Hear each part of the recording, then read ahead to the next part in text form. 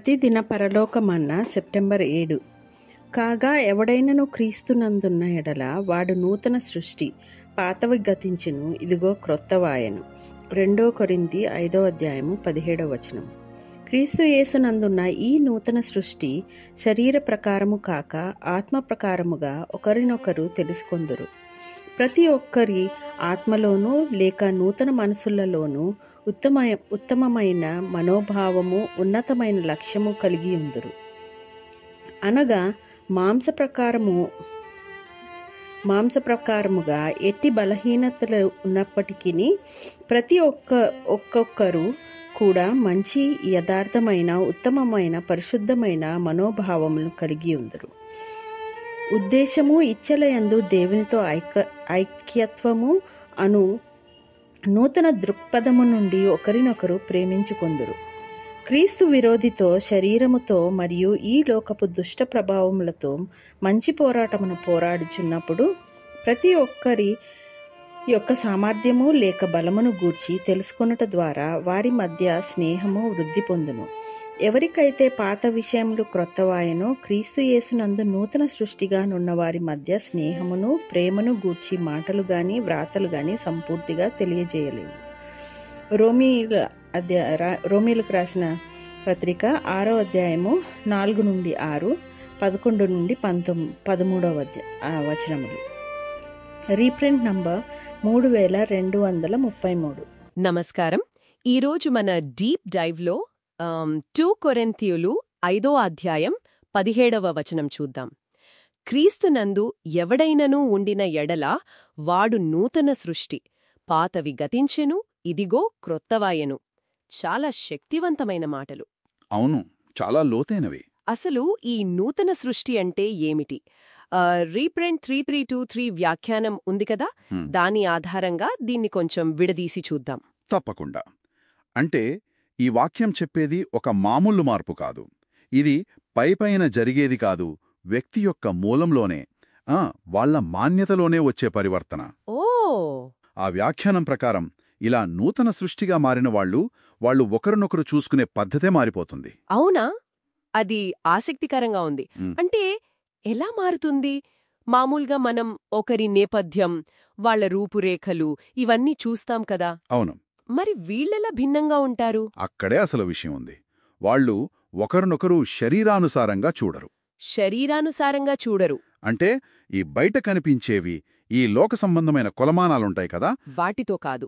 దానికి బదులుగా ఆత్మానుసారంగా గుర్తిస్తారు.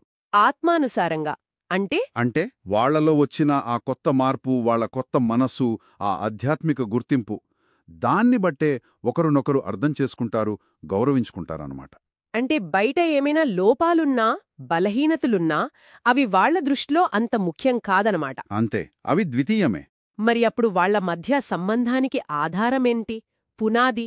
కేవలం ఈ ఆధ్యాత్మిక అవగాహన? అది కూడా, కాని అంతకంటే ఎక్కువ. వాళ్ల సంబంధం ఉన్నతమైన వాటి మీద ఆధారపడి ఉంటుంది. ఉన్నతమైనవి అంటే? మంచి, సత్యం, స్వచ్ఛత, ఇలాంటి ఉన్నత ఆశయాలు, మళ్ళీ దేవునితో సామరస్యం, ఇవే వాళ్ల బంధానికి పునాది. శారీరక బలహీనతలు ఉండొచ్చు, ఎవరికైనా ఉంటాయి. కాని వాళ్లు ఒకరినొకరు ప్రేమించేది, వాళ్ల కొత్త ఉద్దేశాలు, వాళ్ల చిత్తం, క్రీస్తులో వాళ్లకున్న కొత్త జీవం, దాన్ని బట్టి. ఆహా, పాత అంచనాలు పోతాయన్నమాట. పూర్తిగా. అంటే ఒకరిలో వచ్చిన ఆ దైవికమైన మార్పుని, ఆ కొత్త ఆశయాలనే గుర్తించి ప్రేమించడం, ఇది చాలా విలక్షణమైన బంధంలా ఉంది. నిజమే. మరి ఈ రకమైన స్నేహం ఎలా బలపడుతుంది? అంటే రోజువారీ జీవితంలో ఇది ఎలా కనిపిస్తుంది? మంచి ప్రశ్న అడిగారు. ఆ వ్యాఖ్యానం ప్రకారం వాళ్ల స్నేహం ఇంకా లోతుగా మారడానికి ఒక ప్రత్యేకమైన కారణం ఉందంట. ఏమిటది?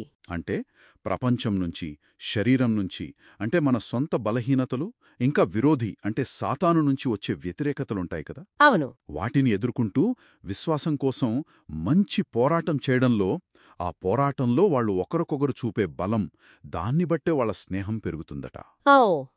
ఒకరి ఆధ్యాత్మిక పోరాటంలో ఇంకొకరు ఇచ్చే ధైర్యం, ఆ ప్రేరణ, అవి వాళ్లని ఇంకా దగ్గర చేస్తాయి. అద్భుతం.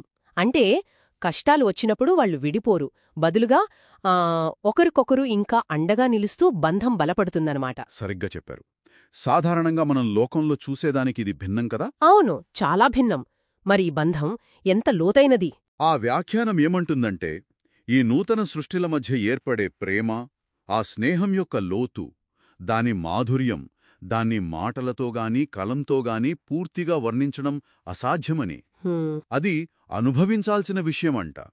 వాళ్ళకి నిజంగానే పాతవి గతించిపోయాయి, అన్నీ కొత్తవి అయ్యాయి. పాతవి గతించాయి. అవును, వాళ్ళ పాత జీవిత దృక్పథాలు, పాత కొలమానాలు అవిక లేవు, అంతా కొత్తే. కాబట్టి దీని సారాంశమేంటి? మొత్తంగా చూస్తే ఈ నూతన సృష్టిగా మారడమంటే కేవలం కొన్ని కొత్త నమ్మకాలు పెట్టుకోవడం కాదు, అంతకన్నా ఎక్కువ. ఓ చాలా ఎక్కువ.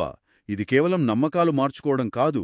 నూతన సృష్టిగా ఉండటమంటే అదొక సంపూర్ణమైన, లోతైన అంతర్గత పరివర్తన. అంతర్గత పరివర్తన ప్రాథమికంగా మార్చేస్తోంది.